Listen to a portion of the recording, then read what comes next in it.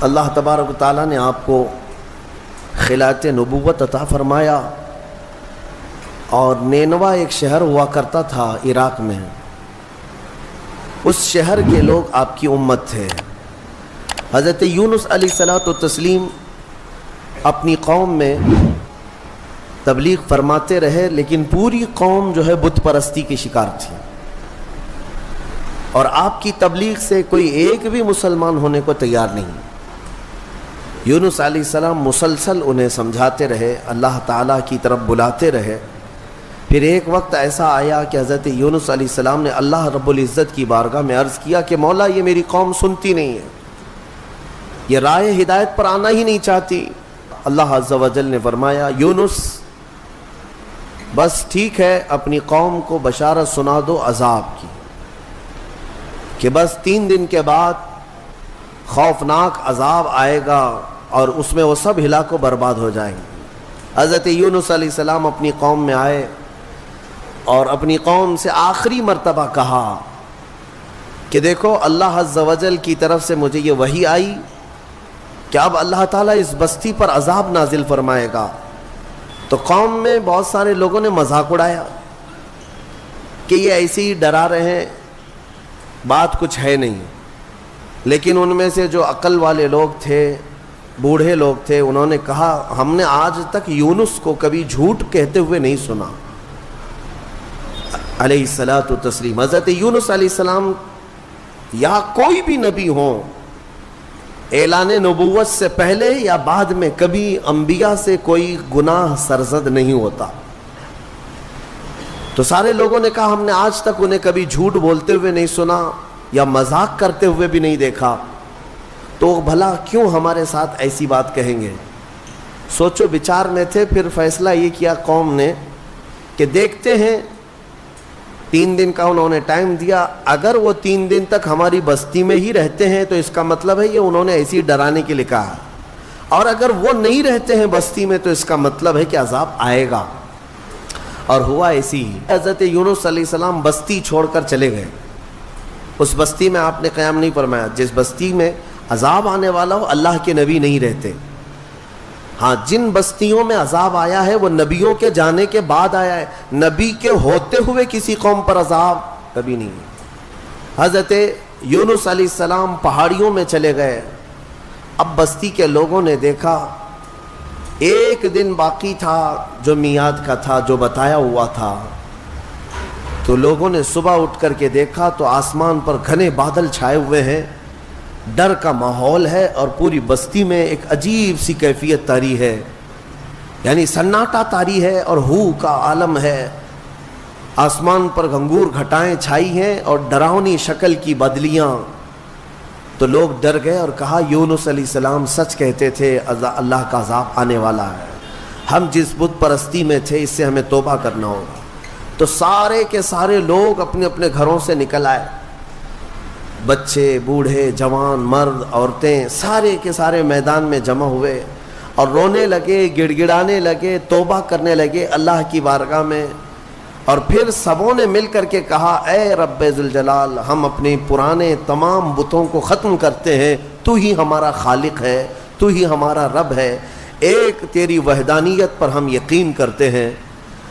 اور اللہ رب العزت کی وحدانیت کے وہ قائل ہوئے، ایمان لائے۔ تو پھر اس کے بعد اللہ تبارک و تعالیٰ قرآن میں ارشاد فرماتا ہے، لما آمنوا کشفنا عنہم العذاب۔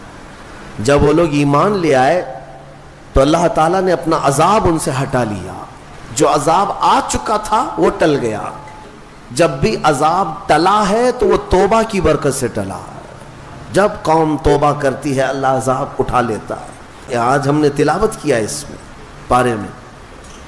اب وہ بستی والے سارے کے سارے مومن ہو گئے، ایمان لائے۔ اور اس کے بعد یونس علیہ السلام تو تھے ہی نہیں بستی میں۔ انہوں نے دیکھا، رات کو وہ محسوس کر رہے تھے کہ عذاب آنے والا ہے، آنے والا ہے، دور بیٹھ کر کے آپ دیکھ رہے تھے، لیکن پھر دن گزرتے ہی عذاب ٹل گیا، آسمان صاف ہو گیا۔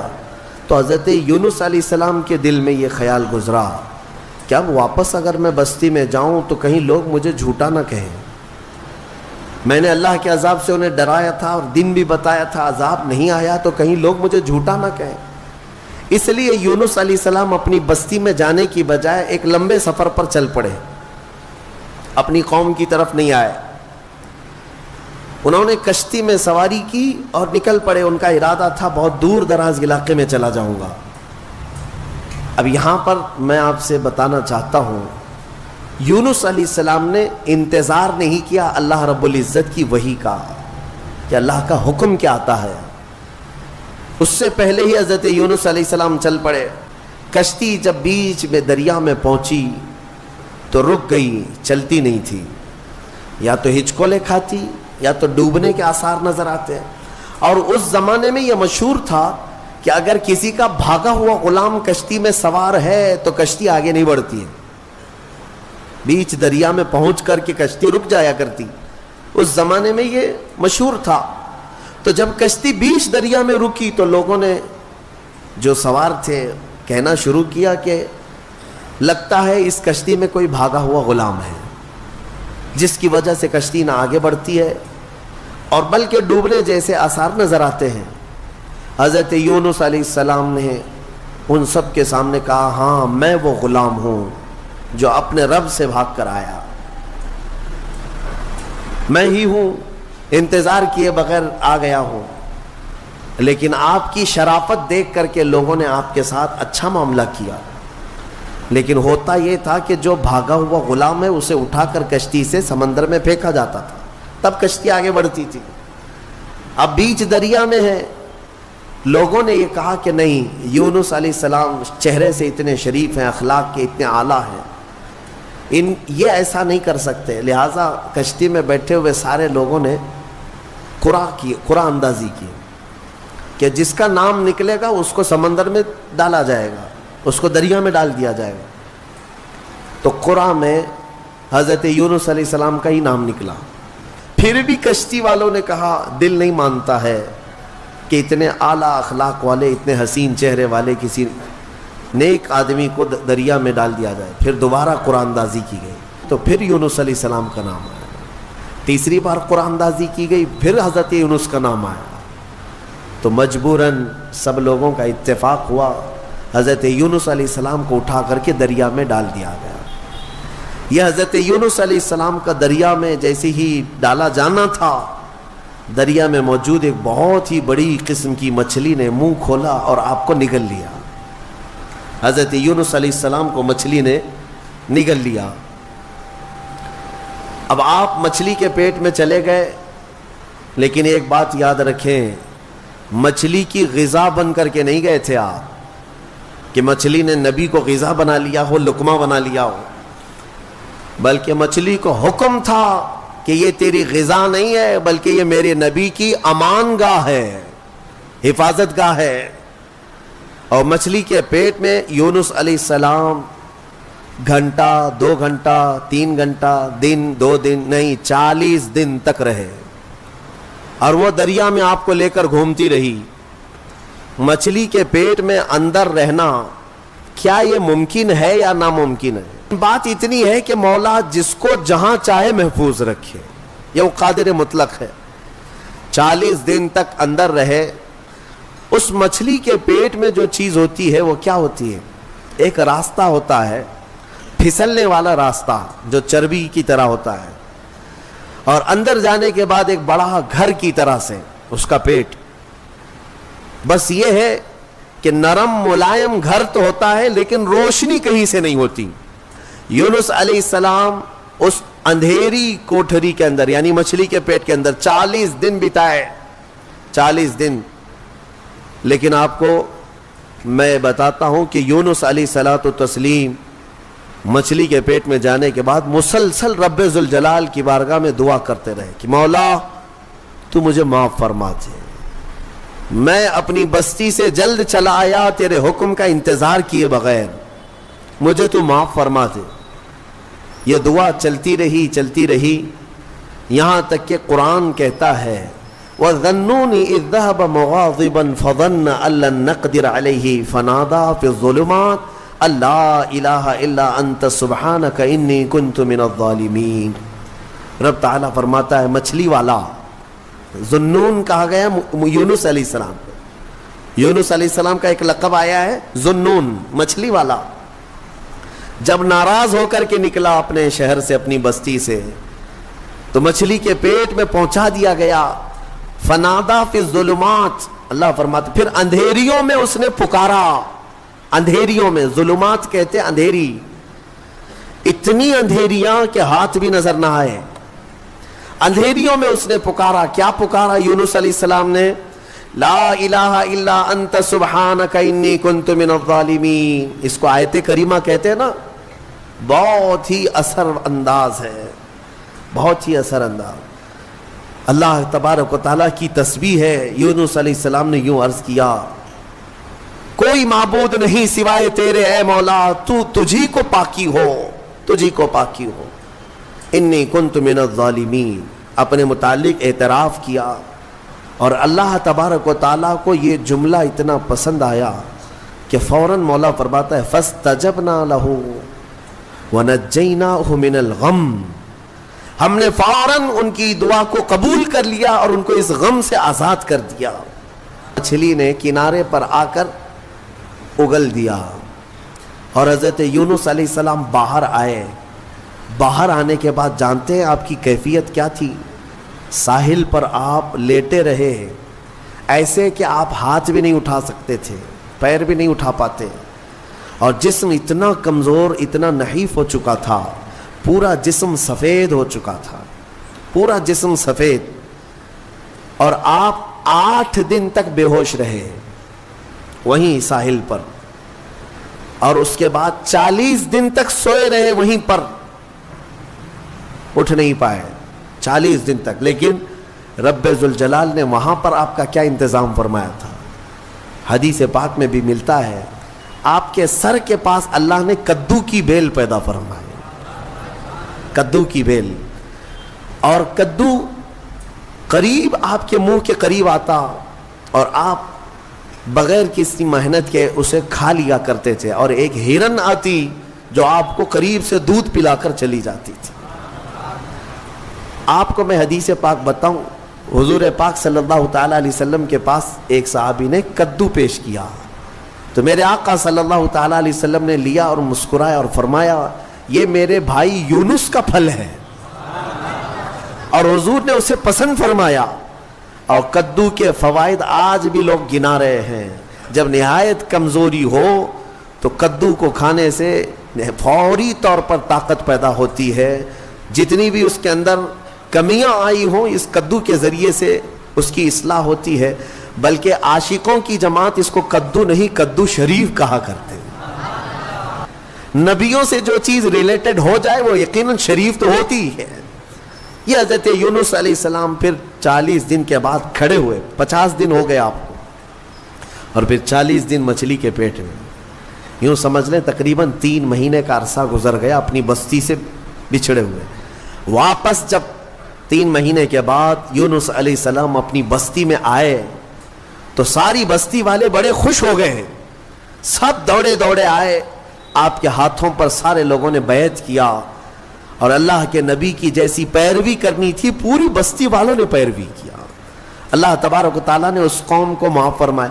میں نے پڑھا جتنے نبیوں کی امتیوں کے بارے میں، صرف یونس علیہ السلام کی قوم ایک ایسی ہے جو گناہ کے بعد یا شرک اور بت پرستی کے بعد واپس پلٹ آئی تو اللہ نے ان کو اپنے محبوب جماعت میں شامل فرمایا. اتنا ہی نہیں، کچھ تفسیروں میں یہ بھی ہے کہ یونس علیہ السلام کی امت کو اللہ تعالیٰ نے آج تک زندہ رکھا ہے. جیسے اصحاب کہف ہیں، یونس علیہ السلام کی امت کے لوگ وہ پہاڑیوں میں، جزائر میں کہیں پر ہیں.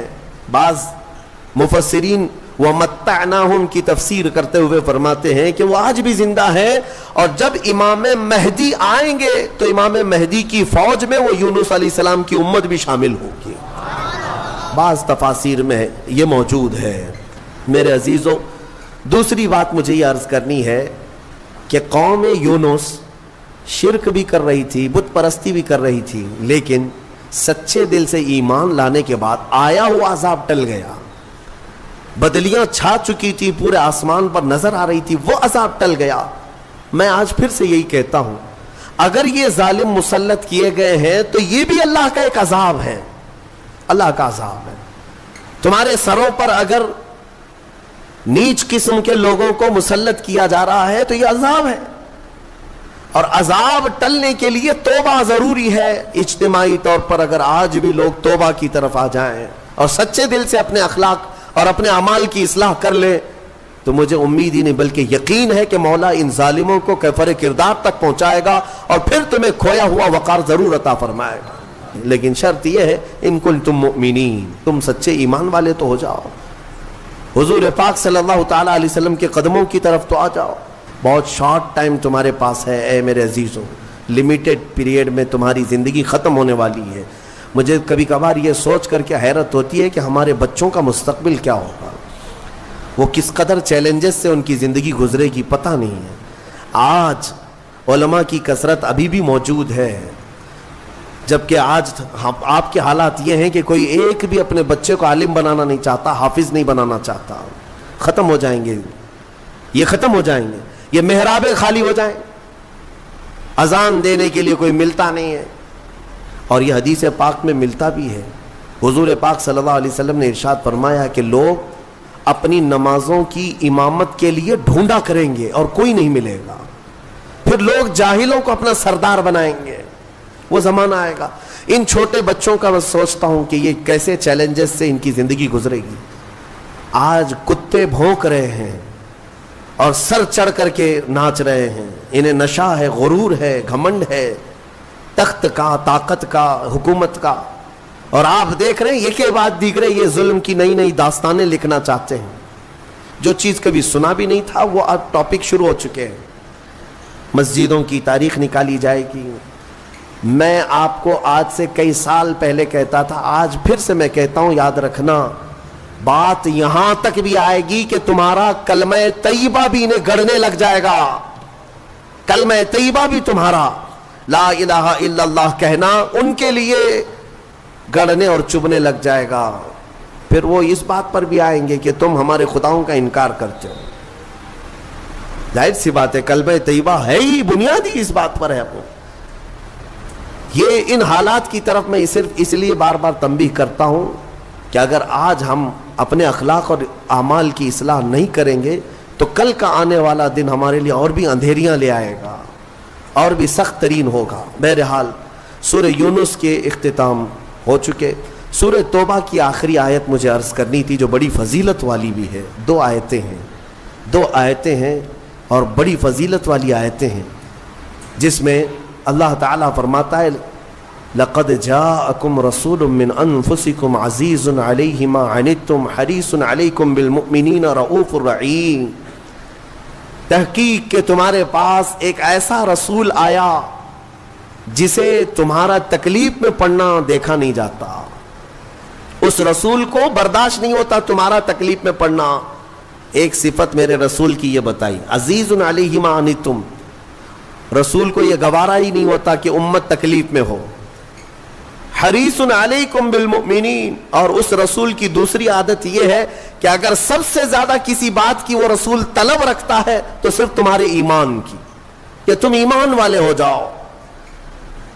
اور پھر تیسری چیز رب تعالیٰ فرماتا ہے رؤوف الرحیم، نہایت نرم دل اور رحم کرنے والا شفیق رسول تمہارے پاس آیا۔ یہ تین صفات لے کر کے میرے مصطفیٰ تشریف لائے ہیں۔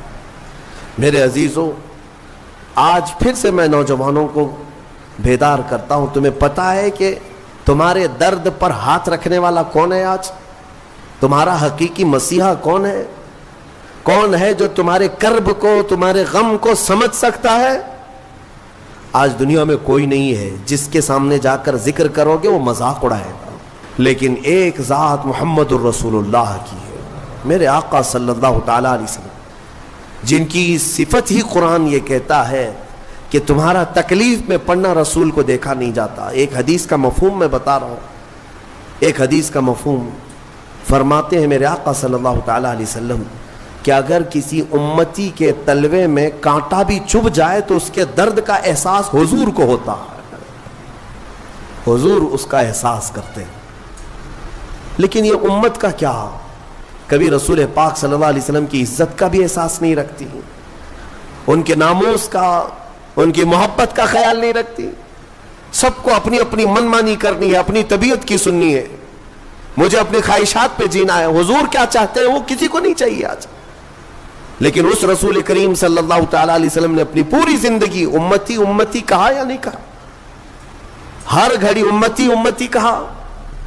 معراج کی شب میں بھی جا کر کے میرے آقا نے اللہ کی بارگاہ میں یہی سوال کیا کہ مولا میری امت کی بخشش میرے حوالے فرماتے.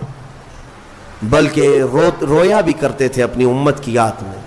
اعلیٰ حضرت فاضل بریلوی رضی اللہ تعالیٰ عنہ فرماتے ہیں اللہ کیا جہنم اب بھی نہ سرد ہوگا، رو رو کے مصطفیٰ نے دریا بہا دیے. کس بات پر رویا کرتے تھے؟ ماں عائشہ صدیقہ فرماتی ہیں کہ رات کو بستر پر سوئے ہوتے رسول پاک صلی اللہ علیہ وسلم، پھر اچانک بستر چھوڑ کر اٹھ جاتے، عبادت کے لیے کھڑے ہو جاتے. کھڑے ہوتے اتنا کہ فجر ہوتی، اور حضرت عائشہ فرماتی ہیں حضور کی پنڈلیاں سوج جاتی تھیں، میں کپڑے سے سینک سینک کر کے نرم کیا کرتی. اور کبھی اگر بجلی کڑکے باہر یا ابر چھا جائے، حضور اپنے گھر سے باہر نکل آتے، ہاتھ پھیلا کر مولا کی بارگاہ میں دعا کرتے کہ مولا ان بجلیوں کو دور کر دے، اس ابر کو ہٹا دے.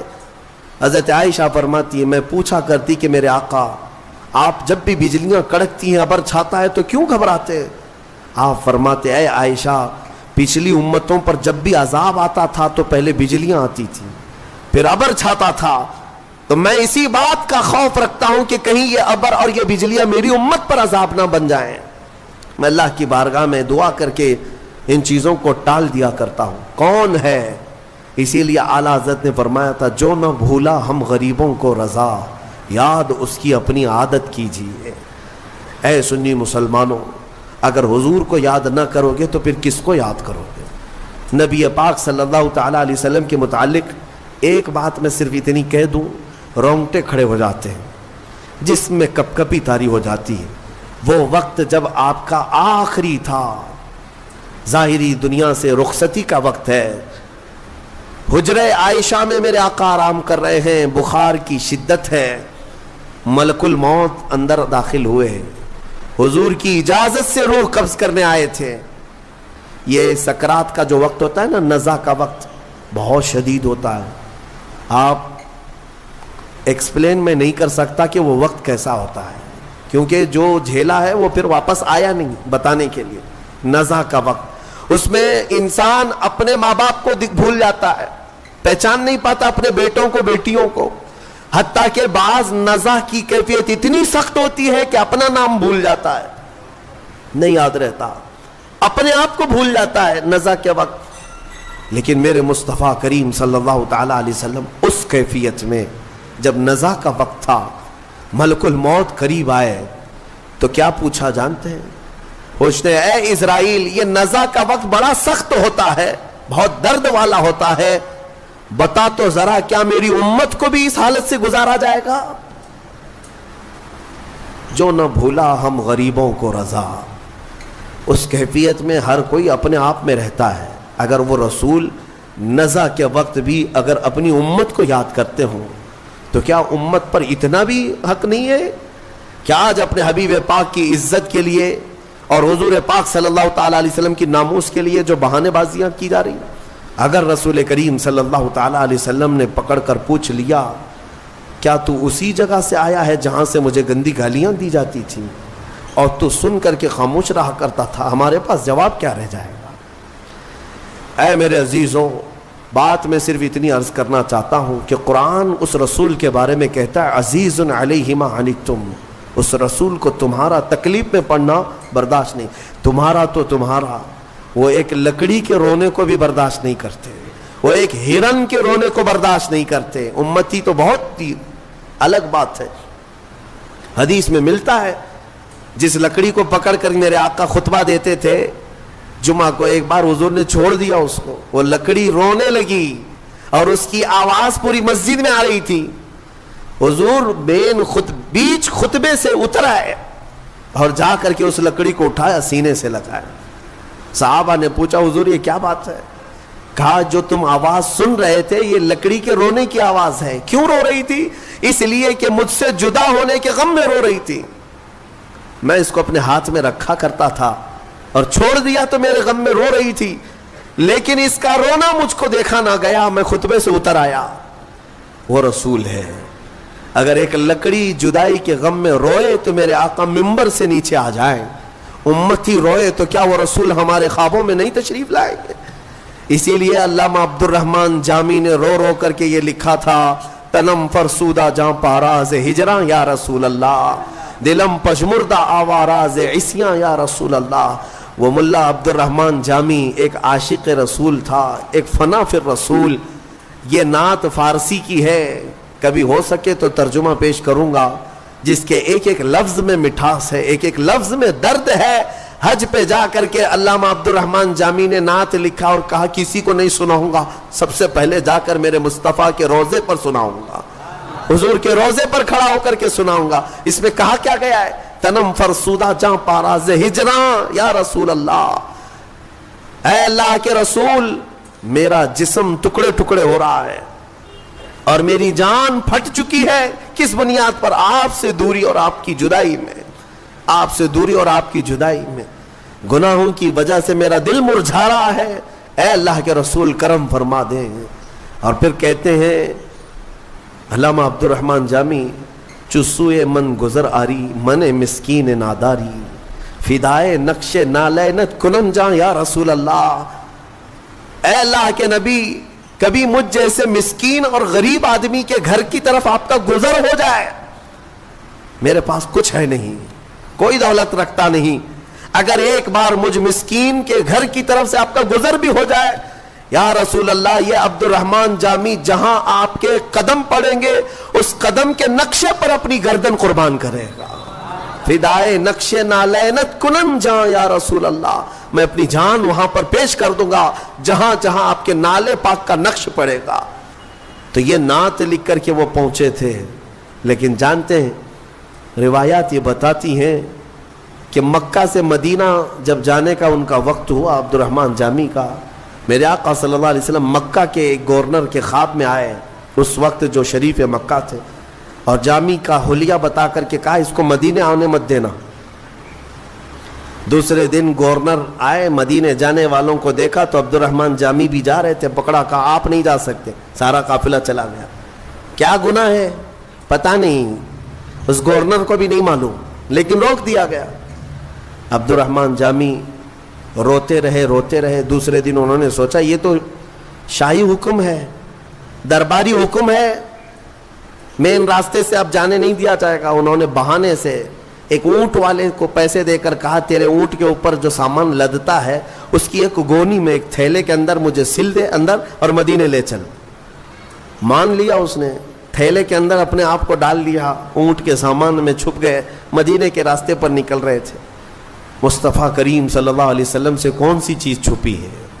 اس گورنر کے خواب میں میرے آقا تشریف لائے دوسرے دن اور کہا عبد الرحمن جامی فلاں اونٹ پر فلاں سامان میں چھپ کر مدینے آ رہا ہے, اسے روک دو.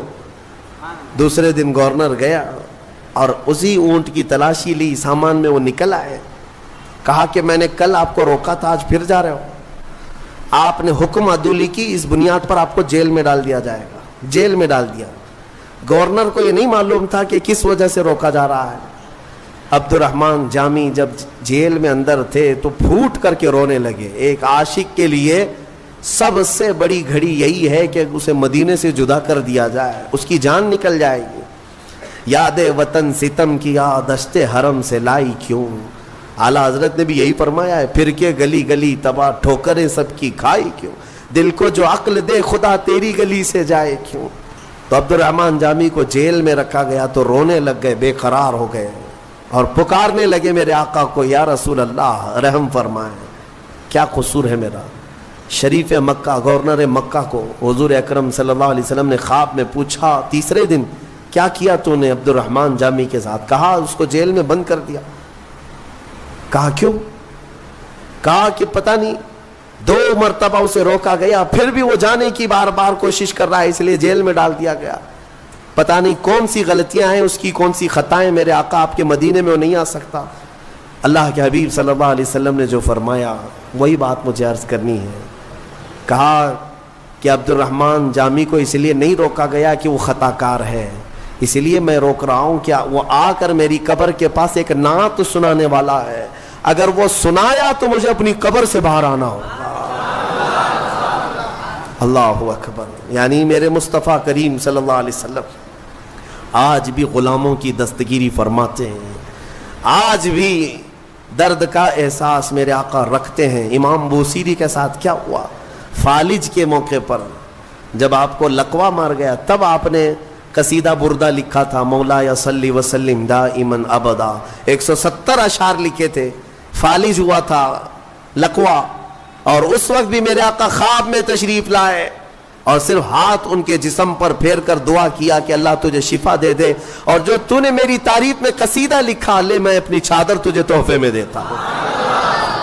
چادر بھی عطا کی ہے. اتنا دیا سرکار نے مجھ کو جتنی میری اوقات نہیں, یہ تو ان کا کرم ہے ورنہ مجھ میں تو ایسی بات نہیں.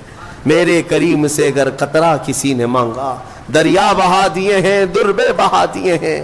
اور اسی لیے میرے امام اعلیٰ حضرت نے سچ کہا ہے, کون دیتا ہے دینے کو منہ چاہیے, اور دینے والا ہے سچا. میرے آقا صلی اللہ علیہ وسلم کو اگر تم نہیں محسوس کر پائے تو آج آ جاؤ, اس آیت کو پڑھو. حضرت ابو بکر شبلی رحمۃ اللہ علیہ, یہ سلسلہ قادریہ کے بڑے بزرگ ہیں, غوث پاک کے دادا مرشد ہوتے ہیں.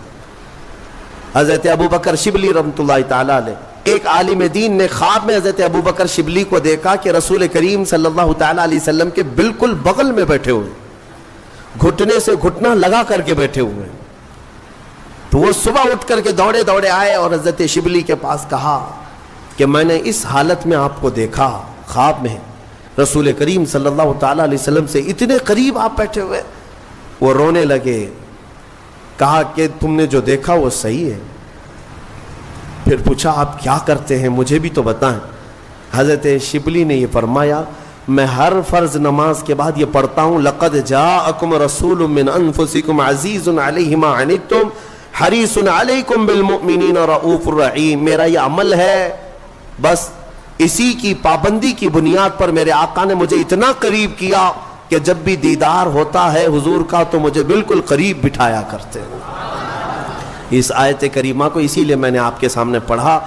الحمدللہ ہمارا معمول ہے بہت سالوں سے, اس کے تجربات بھی ہم نے دیکھے, اس لیے آپ سب بھی اس کا ورد رکھیں, ہر نماز کے بعد اس آیت کو ضرور پڑھا کریں. یہ 2 آیتیں سورہ توبہ کی آخر کی, اس میں میرے آقا صلی اللہ تعالی علیہ وسلم کی تعریف میں مولا نے فرمایا عزیز علیہ ما عنتم, ایک کہ انہیں تمہارا تکلیف میں پڑھنا دیکھا نہیں جاتا, دوسرے یہ کہ وہ ایمان کی طلب رکھتے ہیں تمہارے, صرف اور صرف تم ایمان لے آؤ. حضور کی یہی ایک طلب ہے, یہی خواہش. آپ کو پتا ہے وہ مکہ کا وقت, ایک مرتبہ ایسا ہوا کہ ابو جہل ظالم مردود لعین نے میرے آقا پر ہاتھ اٹھائے تھے حرم پاک میں, خانہ کعبہ کے اندر. حضور اکرم صلی اللہ تعالی علیہ وسلم پر ہاتھ اٹھایا اور زخمی کیا. حضور اکرم صلی اللہ تعالی علیہ وسلم کو اس نے جو یہ گستاخی کی, لوگ بیٹھ کر تماشا دیکھتے رہے, کوئی قریب نہیں آیا. حضور وہاں سے پھر چل پڑے, اپنے گھر آئے. اس وقت حضور کے چچا امیر حمزہ, وہ پہلوان تھے مکہ کے لیکن ایمان والے نہیں تھے, ان کو اپنا دوسرا دین جو مکہ والوں کا تھا وہ پسند تھا, ایمان نہیں لائے تھے. کافی لوگ لا چکے تھے لیکن امیر حمزہ نہیں لائے. تو امیر حمزہ شکار سے واپس آ رہے تھے, بیچ راستے میں کسی نے پکڑ کر کے ان سے کہا, حمزہ آج تمہارے بھتیجے محمد پر ابو جہل نے اتنا ہاتھ اٹھایا, سب کے سامنے اس نے مارا, کسی نے کچھ نہیں کہا. امیر حمزہ کو غیرت جاگ گئی, اپنے بھائی کا خون تو ہے, ایمان لائے ہوئے نہیں ہے, کفر میں, اس کے باوجود حضور پاک صلی اللہ تعالی علیہ وسلم چونکہ سگے بھتیجے ہیں امیر حمزہ کی, غیرت جاگ گئی. حضور کے پاس آئے ہی نہیں, سیدھے حرم میں گئے. ابو جہل میٹنگ میں بیٹھا ہوا تھا لوگوں کے درمیان, اس کا جامہ پکڑا, کالر پکڑا, کھینچتے ہوئے صحن میں لائے اور بیچ صحن میں لا کر اس کو اتنا لاتوں سے گھوسوں سے مارا, خوب مارا. اور اس کے بعد کہا, خبردار, تو سمجھتا ہے کہ محمد یتیم ہو گیا اور اس کے گھر میں کوئی نہیں, اس کے بعد اگر انگلی بھی اٹھائے گا تو توڑ ڈالوں گا. امیر حمزہ کا یہ جلال تھا، پورا قریش دیکھتا رہ گیا اور دوسرے لوگ خاموش رہ گئے، کیونکہ امیر حمزہ کے مقابل میں کوئی نہیں آتا تھا۔ ابو جہل خوب پیٹا، مارا گیا اور اس کے بعد دم دبا کر چلا بھی گیا۔ امیر حمزہ چونکہ بدلہ لے چکے تھے اور آواز بھی بلند ہو گئی لوگوں کے درمیان کہ ہاں محمد کو جتنا صلی اللہ علیہ وسلم اس نے ابو جہل نے ہاتھ لگایا اس سے کئی گنا زیادہ تو امیر حمزہ نے پیٹ ڈالا اس کو۔ حضرت امیر حمزہ آئے حضور کو ڈھونڈتے ہوئے کہ خوشخبری دے دوں، کہاں ہے حضور؟ ایک جگہ بیٹھے ہوئے تھے، آئے، کہا بھتیجے آج کا حادثہ مجھے پتا چلا کہ اس مردود نے تم پر ہاتھ اٹھایا، مجھ سے برداشت نہیں ہوا، میری غیرت نہیں گوارا نہیں کیا، میں آتا بھی تم سے ملنے تو کیسے آتا، اس لیے سیدھے میں شکار سے حرم میں گیا اور پہلے اس کو اچھی طرح سے پیٹا ہوں، لوگوں سے پوچھو، خوب مارا ہوں، اور پھر تمہارے پاس آیا ہوں، بدلہ لے چکا ہوں۔ حضور سنتے رہے، امیر حمزہ بولتے رہے۔ پھر تھوڑی دیر کے بعد امیر حمزہ نے کہا کہ بھول جاؤ غم کو، اب مسکرا تو دو، حضور کی مسکراہٹ کے طلبگار تھے، آپ مسکرا دو، ابھی جو ہو گیا ختم، میں نے بدلہ لے لیا آپ کی طرف سے۔ میرے آقا نے چہرہ اٹھایا اور پوچھا، حمزہ آپ میری خوشی چاہتے ہو، میری مسکراہٹ چاہتے ہو؟ کہا ہاں۔ میرے آقا نے فرمایا بدلے سے میں نہیں مسکراؤں گا، ایک بار آپ ایمان لے آؤ میں مسکرا دوں گا۔ کلمہ طیبہ پڑھو۔ امیر حمزہ کہتے ہیں دنیا کا کوئی انسان ایسا نہیں ہوگا کہ وہ اپنے دشمن سے بدلہ لے لینے کے بعد خوش نہ ہوتا ہو، صرف میں نے محمد کو دیکھا، وہ جیتے ہیں تو بدلہ لینے کے لیے نہیں بلکہ لوگوں کے ایمان کی طلب میں جیتے ہیں۔ وہی قرآن کہتا ہے حریص علیکم بالمؤمنین، وہ رسول تمہارے پاس آیا ہے جسے صرف تمہارے ایمان کی طلب ہے، تمہارے ایمان کی طلب، اور رؤوف الرحیم، نہایت ہی نرم اور نہایت ہی شفقت کرنے والا۔ اسی لیے اعلیٰ حضرت کے کبھی اشعار پڑھو تو سمجھ میں آئے گا، وہ اتنا رحم کرنے والے رسول ہیں، اتنا رحم۔ میاں آپ آزما کر کے دیکھ لینا، کسی کے ساتھ دھوکہ کیا ہو، کسی کی بات آپ نے ٹال دیا ہو، ایک بار کسی نے آپ کو 100 روپے دیے، 1000 روپے دیے، 10,000 روپے دیے، نہیں لوٹائے، دوسری بار جاؤ اس سے مانگنے کے لیے، دروازہ بند کر لے گا، راستہ کاٹ لے گا۔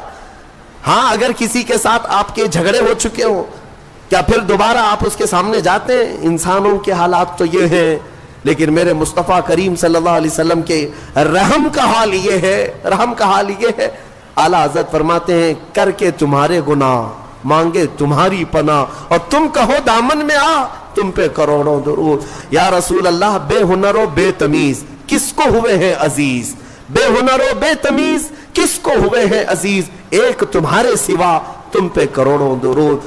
اور پھر قیامت کے دن بھی کچھ لوگوں کو فرشتے پکار رہے ہوں گے، فلاں بن فلاں کہاں ہے، میدان میں دکھ نہیں رہا ہے، پکڑ لاؤ، اس کا جرم ہے، فلاں مجرم ہے۔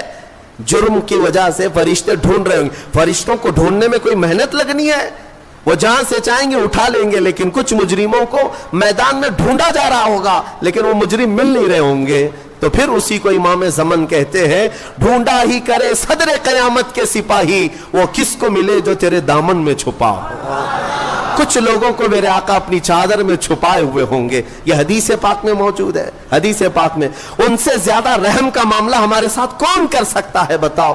حضور صحابہ سے کہتے ہیں تم قیامت کے دن مجھے اگر دیکھو گے تو کس حالت میں دیکھو گے؟ میرے آقا فرماتے ہیں میری حالت یہ ہوگی کہ میرے کندھے پر چادر پڑی ہوگی، میرے کندھے پر ایک چادر ہوگی اور چادر کندھے سے کھسک کر گر رہی ہوگی، میں ایک ہاتھ سے اپنی چادر سنبھال رہا ہوں گا اور دوسرے ہاتھ سے اپنے امتیوں کو پکڑ رہا ہوں گا۔ عزیز بچے کو ماں جس طرح تلاش کرے، خدا گواہ ہے یہی حال آپ کا ہوگا۔ جیسے عزیز بچے کو ماں یہاں ڈھونڈتی ہے کہاں ہے میرا بچہ، حضور اکرم صلی اللہ علیہ وسلم قیامت کے دن اپنی امتیوں کو ڈھونڈ رہے ہوں گے۔ جو رسول یہاں بھی رحم کرے اور قبر میں ہمارے پہنچنے کے بعد نکیرین سے پہلے ہی آ جائے اور پھر حشر میں ہماری سفارش کرے، تو اے سنی مسلمانوں بتاؤ کیا اس رسول کی یاد کرنا ہم پر حق نہیں ہے؟ کیا ہم پر فرض نہیں ہے؟ ہمارے لیے یہی تو ہمارا عین شیوا بن جائے، ہمارا دستور العین بن جائے، زندگی کا ہمارا مین مقصد یہ بن جائے کہ دم میں جب تک دم ہے ذکر ان کا سناتے جائیں گے، دم میں جب تک دم ہے ذکر ان کا سناتے جائیں گے۔ آج لے ان کی پناہ، آج مدد مانگ ان سے، کل نہ مانیں گے قیامت میں اگر مان گیا۔ اے میرے عزیزوں، اسی میں عافیت ہے، اسی میں برکت ہے کہ اس بات پر جمے رہو اور اسی بات پر دنیا سے جاؤ۔ انہیں جانا، انہیں مانا، نہ رکھا غیر سے کام، للہ الحمد میں دنیا سے مسلمان گیا۔ وآخر دعوانا ان الحمد للہ رب العالمین۔